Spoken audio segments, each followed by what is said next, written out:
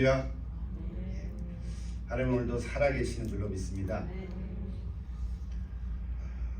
창조하신 온 우주 만물과 특별히 저렇게 우거진 우리 자연 세계 지금도 하나님은 운행하십니다.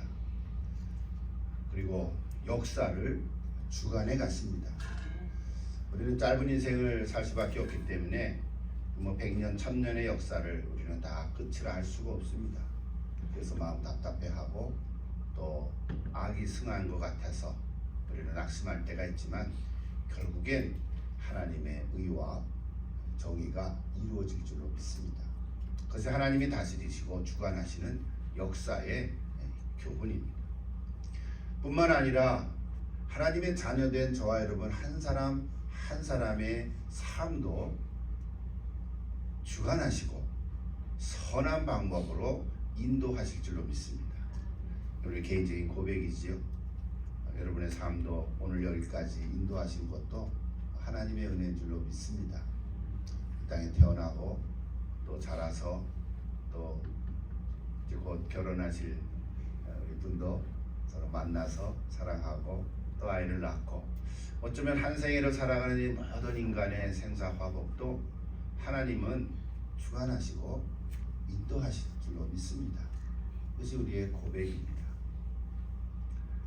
오늘 5월 가정의 달을 맞아서 여러분 가정 가운데 있는 가족 한 분 한 분 가운데 또 하나님의 은혜와 평강이 가득 차기를 다시금 기도드립니다.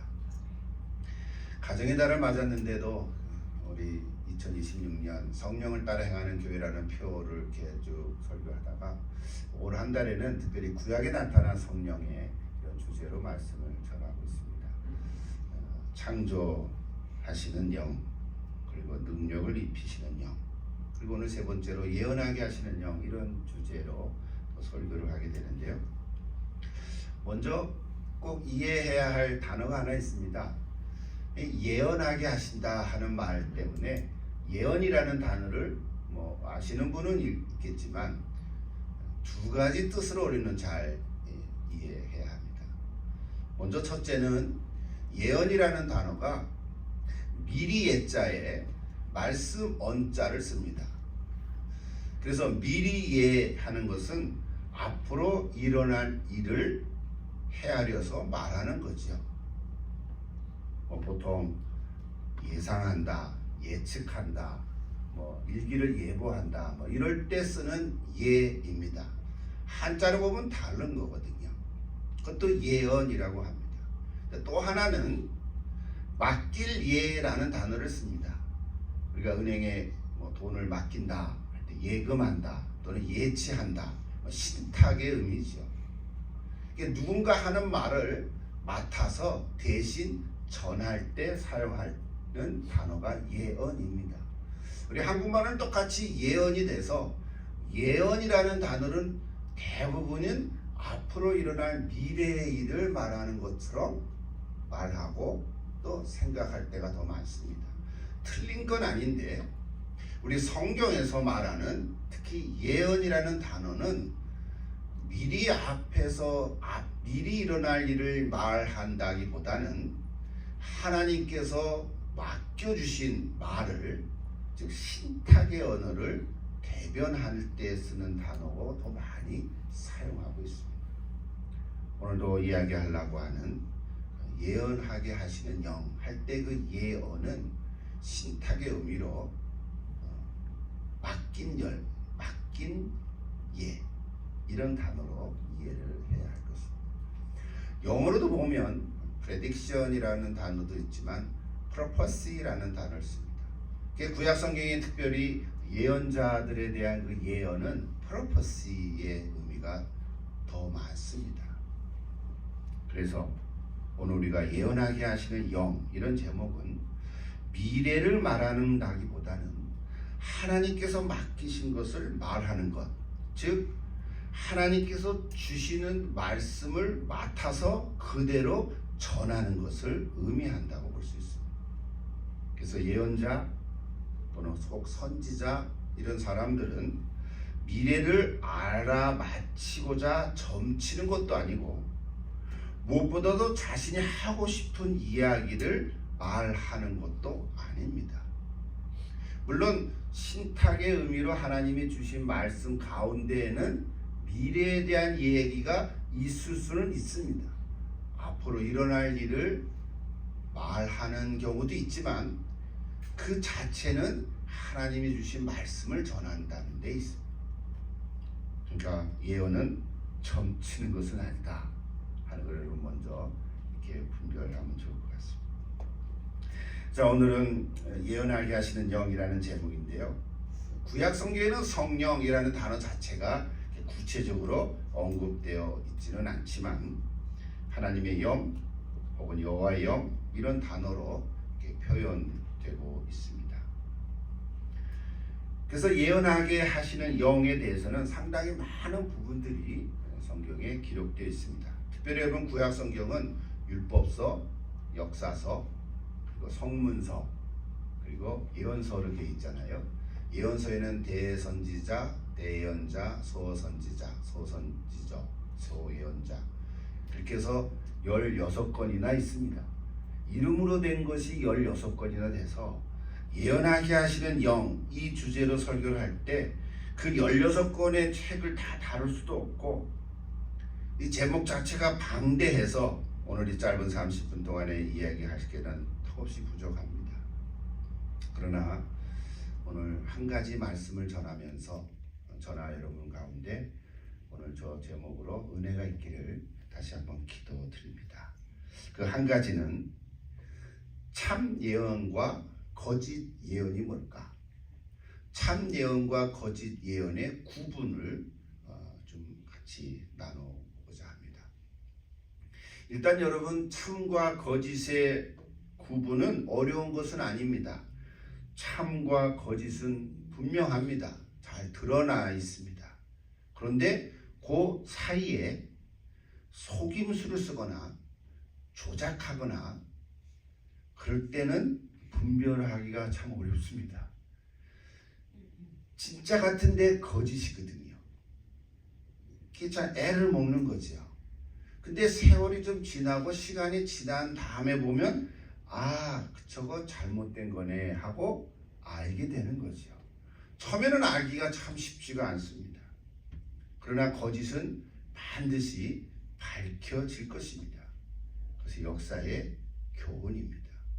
오늘 우리가 살아가는 이 시대도 그런 일들이 종종 일어나곤 합니다. 감춰져 있지만 나중에 다 밝혀지는 것입니다. 마찬가지로 우리 참 예언과 거짓 예언도 이미 앞에서 언급했던 것처럼 신탁의 의미를 볼 때 글자 그대로 보면 하나님께서 말씀하라고 하신 것만 말하면 됩니다. 어쩌면 어려운 게 아닙니다.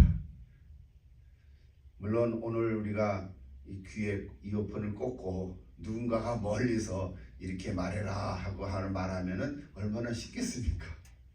설교하는 저도 하나님께서 이어폰을 이렇게 연결해가지고 와이어스로 하나님께서 저 위에서 이렇게 말해라 하면은 부담이 하나도 없을 거예요.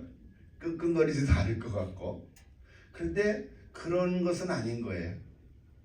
그러니까 하나님께서 말씀하라고 하신 것만 하면 되는데 도대체 어떤 것을 말씀하시려고 하는가 하는 걸 발견하는 게 이게 또 쉬운 것은 아니라는 거죠.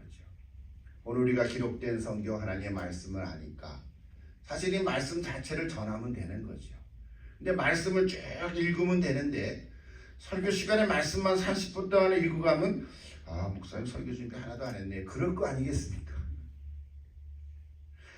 그러다 보니까 하나님의 말씀은 전하는데 그 말씀을 우리의 말로 또 현대 언어로 또 우리의 상황 속에 맞는 말을 좀 이렇게 조비를 쳐서 이렇게 전하는 것뿐입니다. 그래서 듣는 여러분이 저 말이 참인가 거짓인가 그것도 분별하면서 잘 들으셔야 될 것 같습니다. 그렇다고 제가 거짓말을 하는 사람은 아니니까 안심하시고 잘 들으시면 될 것 같습니다. 자, 그러므로 예언자는 내가 말하고 싶은 것을 함부로 말하지 않도록 조심해야 하고요. 하나님 앞에서 좀 두려워하는 마음을 가질 수밖에 없습니다. 두렵다 그래서 무섭다는 게 아니라 경외하는 마음을 얘기하는 거죠. 자, 오늘 본문으로 들어가기 전에 먼저 이것에 대해서 분명하게 말씀해 주는 구절이 신약 성경에 하나 나오는데 한번 읽고 본론으로 들어가겠습니다. 베드로후서 1장 20절에서 21절인데 같이 한번 읽어볼까요? 먼저 알 것은 성경의 모든 예언은 사사로이 풀 것이 아니요 예언은 언제든지 사람의 뜻으로 낸 것이 아니요 오직 성령의 감동하심을 받은 사람들이 하나님께 받아 말한 것이니라. 분명하죠? 우리 한국말하는 게 예언이라고 했는데 아까 앞에서 얘기한 것처럼 저 예언은 프로퍼시를 얘기하죠. 맡길 예를 써서 우리에게 전해주고 있습니다. 자, 이제 그것을 좀 확연하게 볼 수 있는 이야기를 우리 구약 성경 중에서 하나를 좀 택하였는데요. 물론 아까 얘기한 16권의 이름으로 된 예언서들이 다 그렇게 여호와의 영을 이렇게 우리에게 전해주고 있지만 오늘은 그보다 발람이라는 인물을 통해서 좀 찾아보고자 합니다. 참과 거짓 사이에 경계선에 있는 그 사람의 이야기를 통해서 오늘 이 시대를 살아가는 저와 여러분 가운데 또 놀라운 교훈과 또 하나의 메시지가 있기를 기도합니다.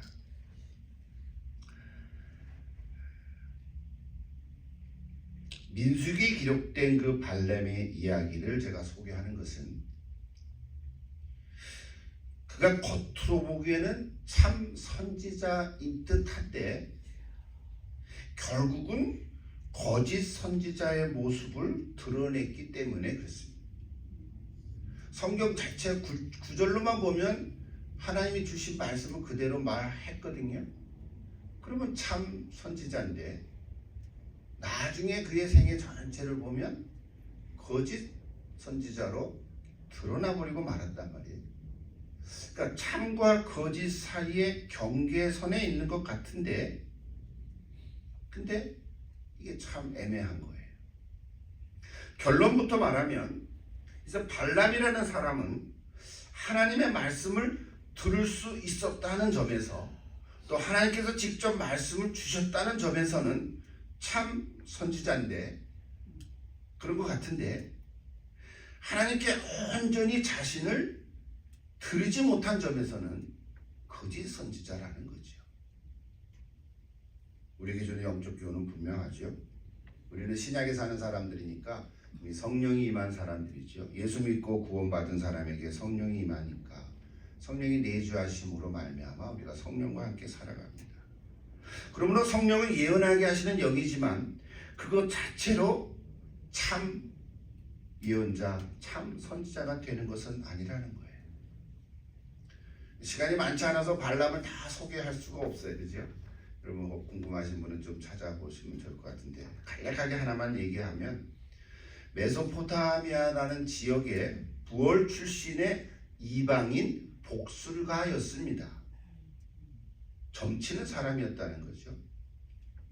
하나님의 백성이 아님에서도 불구하고 오늘 민수기 22장부터 24장까지 읽어보면 하나님의 음성을 들었던 굉장히 독특한 인물입니다. 나중에 한번 꼭 읽어보십시오. 우리 메시지의 이해를 위해서 간략히 소개하면 사건의 배경은 이렇게 시작합니다. 이스라엘 백성들이 이제 가나안으로 가는 과정에 모압 평지에 진을 쳤는데 거기에 모압 왕 발락이라는 왕이 이스라엘을 두려워하는 마음이 생기다 보니까 이 발락 왕이 모압의 자기 지도자 장로들과 그 옆에 미디안 장로들을 당대의 최고의 복술가로 소문난 이 발람에게 많은 돈을 복채를 가지고 찾아가서 이스라엘을 저주해라 하고 부탁을 합니다. 여러분 혹시 한국에 있을 때 미아리 곡에 점치는 집들이 많다는데 요즘은 안 그런 것 같은데 잘 몰라요. 저는 점을 한 번도 쪽으로 간 적이 없기 때문에 복채를 가지고 가지 않습니까? 손금을 본다든지 사주팔자를 본다든지 뭐 그런 이야기인데요. 그 이스라엘을 저주해달라고 요청을 합니다. 처음에 그래서 발람은 그 돈의 유혹을 뿌리치고 발람 왕의 요구를 들어주지 않았습니다. 세 차례나 거절을 한 거예요. 그때 민수기 22장 12절 하나 소개를 하면 하나님이 발람에게 이르시되 너는 그들과 함께 가지도 말고 그 백성을 저주하지도 말라. 그들 즉 이스라엘 백성들은 복을 받은 자들이라. 이렇게 발람에게 말씀을 주셔요. 근데 발람이 그 말씀을 듣고 그대로 발람 왕에게 말을 합니다. 그래서 거절하고 안 따라갔거든요. 그랬더니 발람 왕이 다음에는 그들보다 더 높은 고관들을 보내가지고 유혹을 또 합니다. 내가 너를 높이 크게 존귀하게 만들고 네가 원하는 것은 무엇이든지 내가 다 들어주리라 하고 이렇게 유혹을 합니다. 높은 자리를 준다니까 명예를 주고 또 너가 원하는 모든 권세를 주겠다 이렇게 약속을 하는 거잖아요. 결국 발람이 여차여차해서 하여튼 나귀를 타고 갑니다. 그때 하나님의 사자가 나타나서 길을 막아섰지만 발람은 하나님의 사자를 볼 수가 없었어요. 근데 나귀는 길을 막아선 하나님의 사자를 보고 놀래가지고 옆에 밭에길로 인도하니까 발람이 채찍질을 쳐서 나귀를 이렇게 때립니다. 한 차례나 때리지 않게 몇 차례, 세 차례나 때리니까 나귀가 화가 나가지고 입을 열어서 사람처럼 말을 합니다. 주인이요, 왜 나를 때립니까?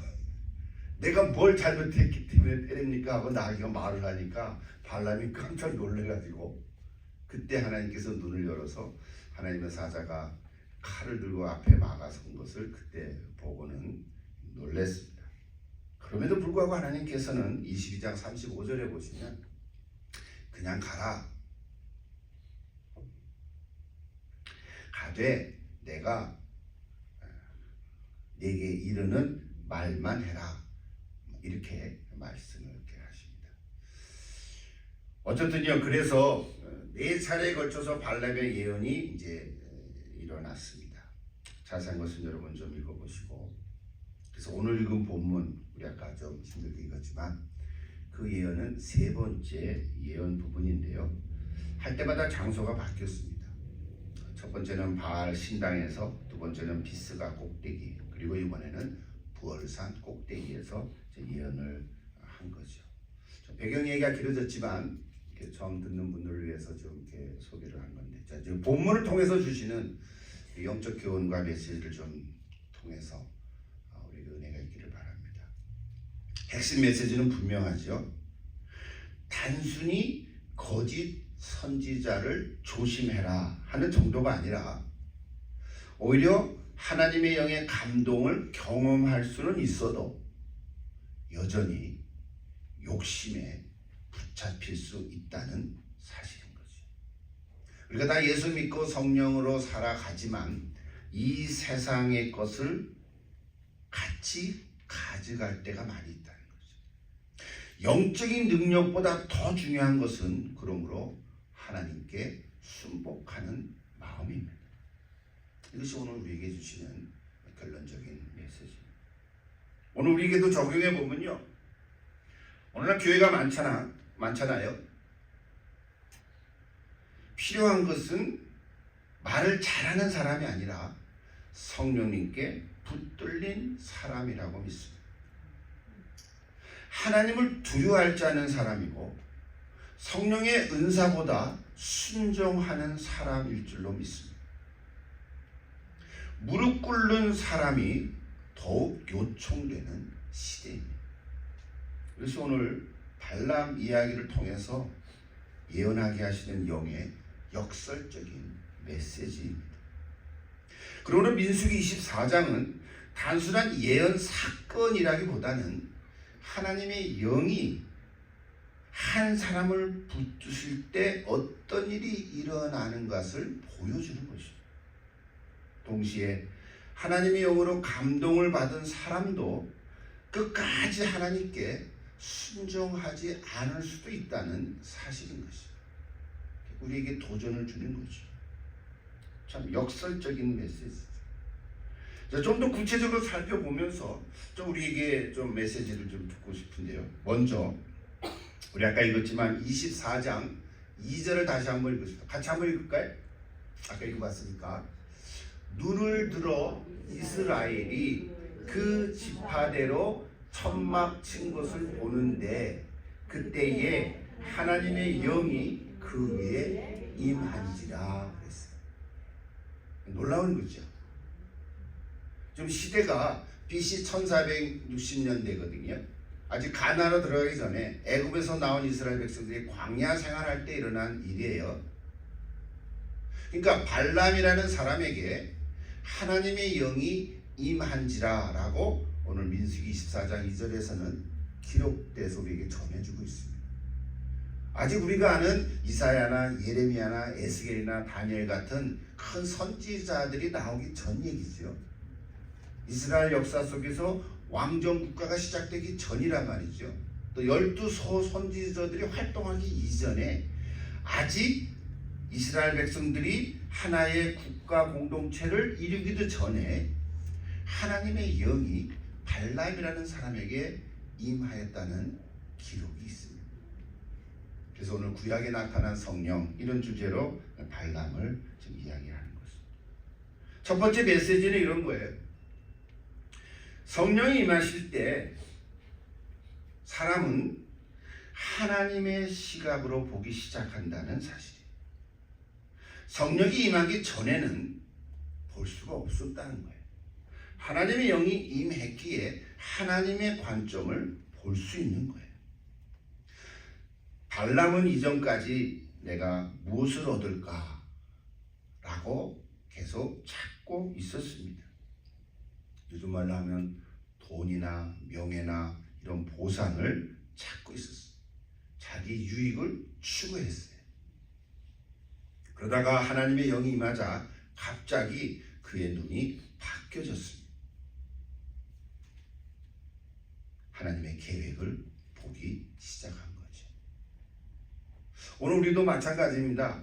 성령님이 임하시기 전까지는 우리가 사람을 볼 때 저 사람을 그냥 사람으로 보지 않고, 조금 우스운 얘기도 있지만은요, 어떤 대학교 총장님은 대학생 하나 오면 저거 돈으로 보는 경우도 있다는 얘기를 제가 들은 적이 있습니다.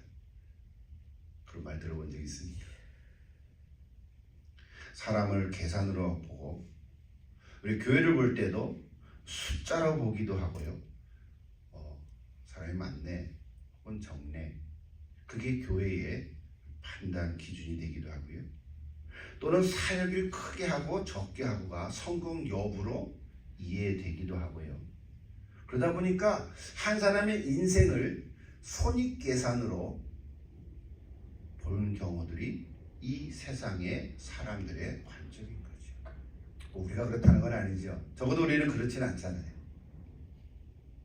그러므로 성령이 임하시면 하나님의 관점이 생겨서 사람을 볼 때 그 한 사람 사람의 모습으로 보게 되고, 특별히 예수 믿는 사람을 보면 너무 좋아서 하나님의 한 가족으로 처음 보는 사람도 반갑게 맞이하게 되는 거죠. 하나님께서 이 사람을 사랑하시는구나. 하나님께서 지금 여기에서 역사하고 계시는구나. 하나님께서 지금 수지타잔이 맞지 않은 것 같아도 내가 헌신하고 섬기고 봉사하는구나 하는 것을 보여주시는 거죠. 뭔가 이익이 생기지 않아도 내 자신을 하나님께 드리는 것이요. 이러한 시각의 변화가 바로 예언하게 하시는 영의 시작이라는 거예요. 저는 말씀을 준비하면서 오늘 저도 여러분도 이런 변화가 일어나기를 기도합니다.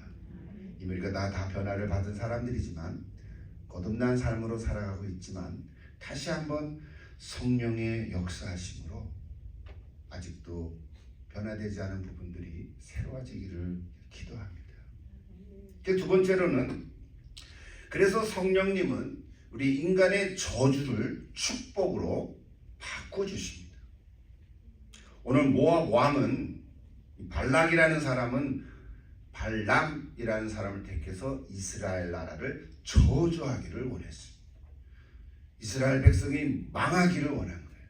그래야 자기들이 살아갈 수 있다고 생각한 거예요. 그러나 하나님의 영에 붙들린 이 발람은 저주하려고 따라가고 입을 열었는데 열 때마다 축복을 나왔습니다. 말을 했는데 축복의 말만 나오고, 이게 성령의 역사하심. 우리는 다 이제 그럴 때가 지났지만 우리 자녀들을 키울 때요, 특별히 티네이저가 crazy라고 그러거든요.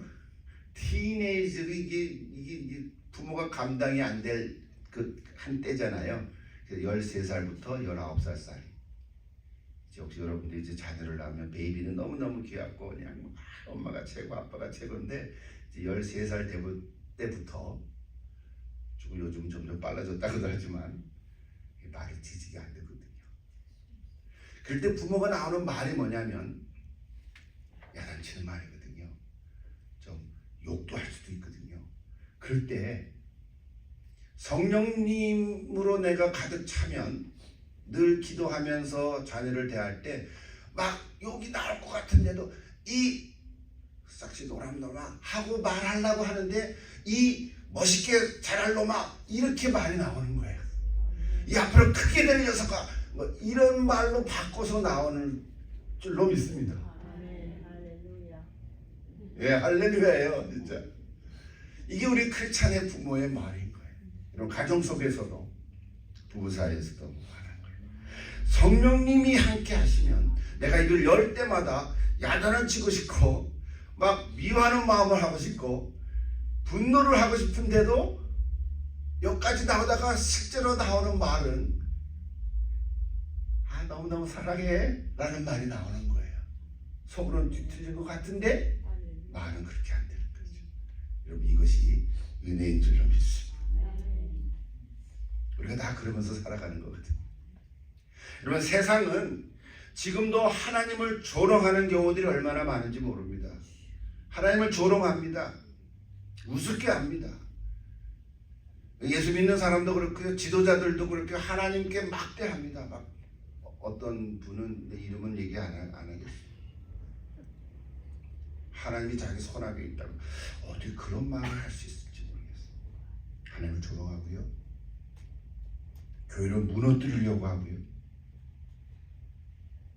사람을 막 이렇게 나누어지기도 하고요, 성도들의 믿음을 약하게 만들려고 합니다. 많이 지나간 얘기지만요.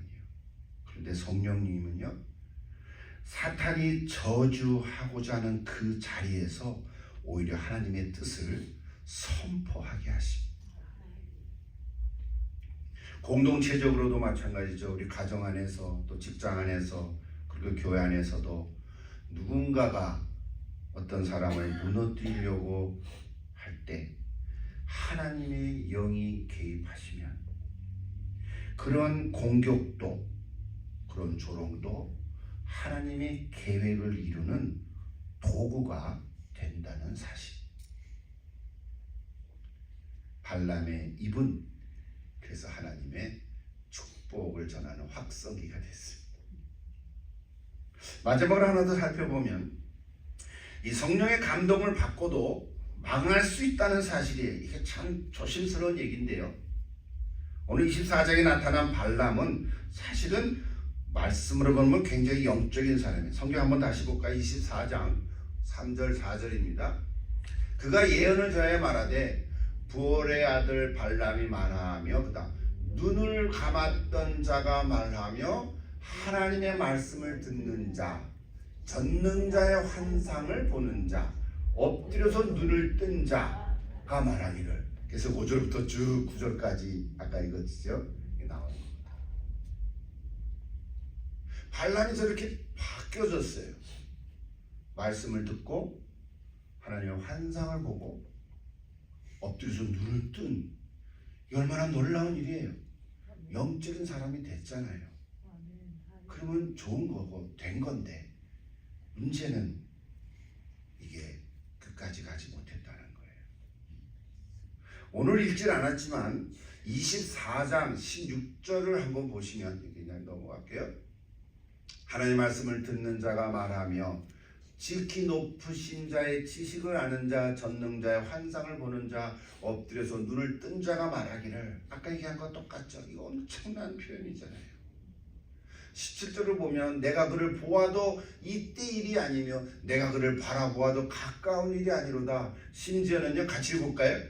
한 별이 야곱에게서 나오며 한 규가 이스라엘에서 일어나며 모압은 이쪽에서 저쪽까지 쳐서 무찌르고 또 셋의 자식을 다 멸해서, 이런 얘기를 예언을 쭉 해요. 한 별이 야곱에게서 나오며 한 규가 이스라엘에서 일어난다는 말은 뭐냐면 메시아에 대한 예언을 하는 거거든요. 그렇게 해석을 하는 거예요. 나중에 예수 그리스도를 이야기하는 거죠.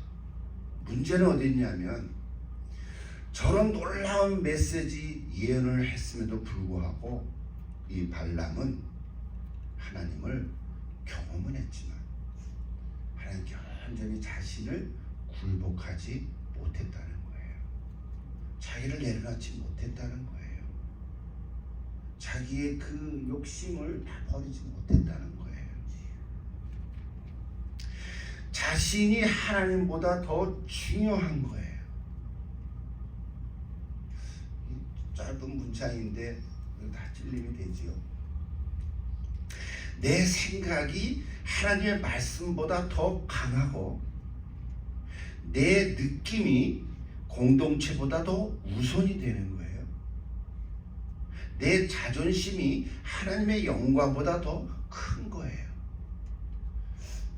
제가 설교 쓰면서 짧은 문장들인데 이게 다 걸려요.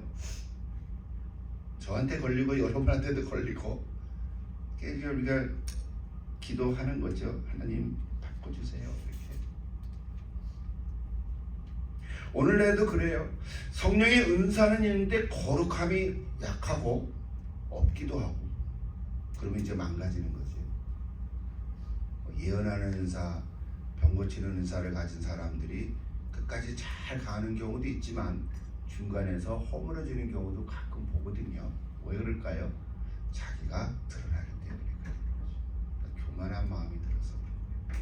그래서 성령이 더 이상 역사하지 않는데 계속해서 병 고칠 수 있는 것처럼 생각하고 기도하는데 병이 안 낫잖아요. 그럼 어떻게 돼요? 한 대 때리기 시작해요. 그걸 안찰이라 기도하기도 하고요. 계속 때려도 안 나요. 그냥 더 때려요. 그렇게 멍들 때까지도 해요. 요즘은 제가 잘 그 자료를 찾아보지 않지만 옛날에 LA 했을 때, 그래서 어떤 사람이 실제로 죽었던 경우도 있어요. 기도원에서. 이게 다 뭐냐면 은사는 있는데 거룩함이 상실된 거죠. 설교는 하는데 회개가 없어요. 찬양을 하는데 기쁨이 없어요.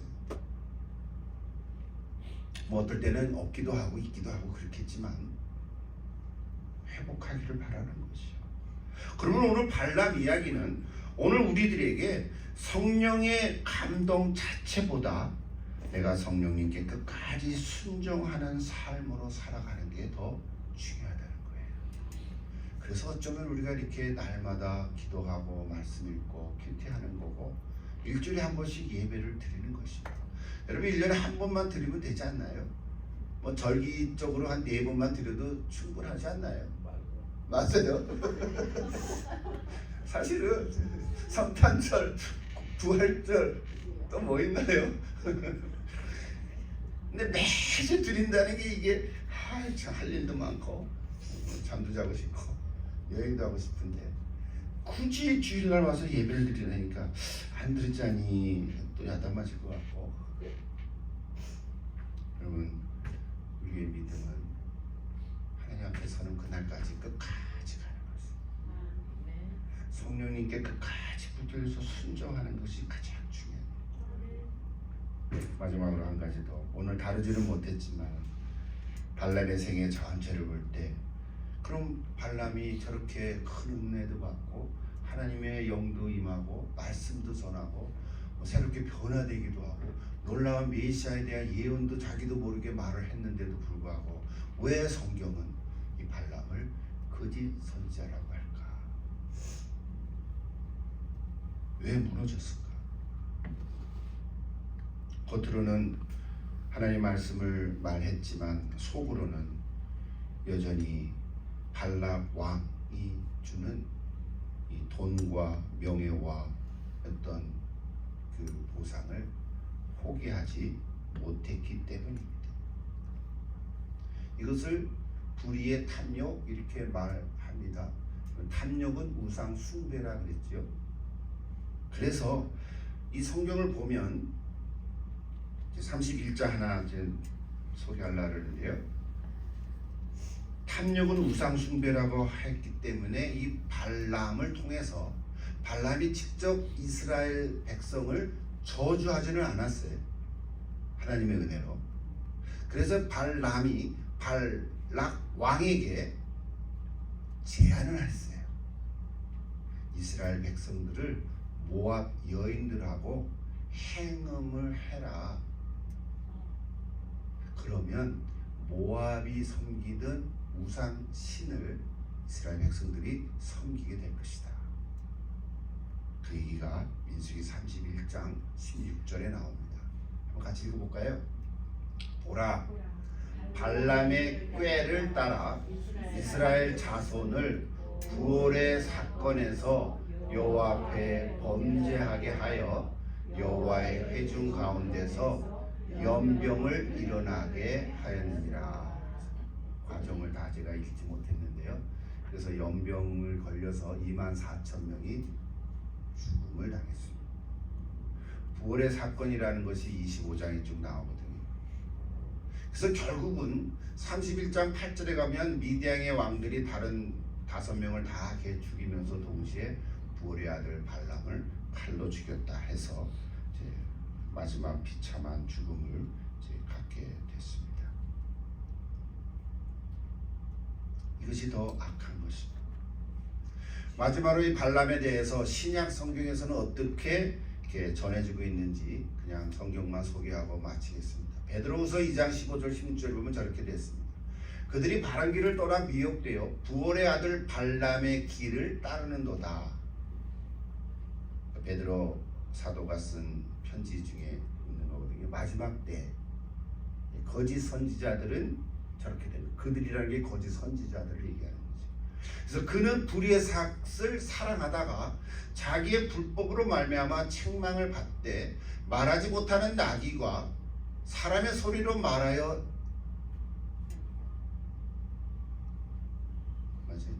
사람의 소리로 말하여 이 선지자의 미친 행동을 저지하였느니라. 베드로서는 베드로 사도는 미친 행동이라고 표현을 했어요. 또 유다서 1장 11절에 보면 화했을진저 이 사람들이여 가인의 길에 행하였으며 싹을 위하여 발람의 어그러진 길로 몰려갔으며 고라의 폐역을 따라 멸망을 받았도다. 마지막 요한계시록 전에 우리 요한계시록 한번 봤죠. 저 요한계시록은 버가모 교회에게 주신 것 같이 한번 읽어볼까요? 그러나 네게 두어 가지 책망할 것이 있나니 거기 네게 발람의 교훈을 지키는 자들이 있도다.